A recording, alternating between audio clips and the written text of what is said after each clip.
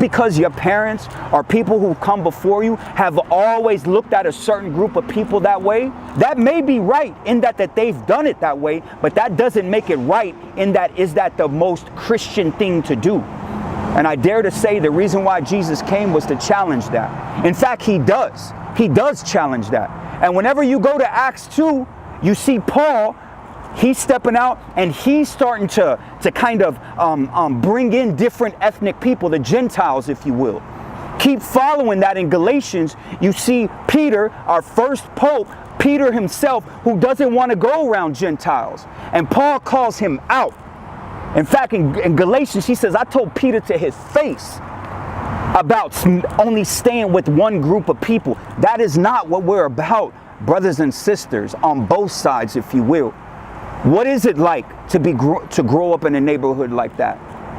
Before you pass judgment, why don't you at least go see? And what is it like to not grow up in a neighborhood like that? Because it goes both ways.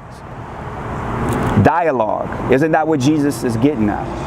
So we can see that with the Angie Martinez and the Breakfast Club talk. We can definitely see that in John 4, him challenging the apostles and so forth. So if you're watching this, out of anything that you get, if you're watching this, doing you has to do with doing dialogue with the people around you, even if they're different. Because difference should not separate us.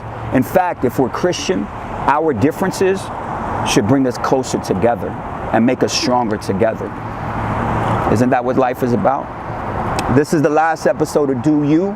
Make sure you subscribe, like, flip it, slap it, put some sofrito on it, adobo, whatever it is, tag somebody. And man, we'll see you guys next season. This is Dr. G. Do You, baby. Peace. What's up, man?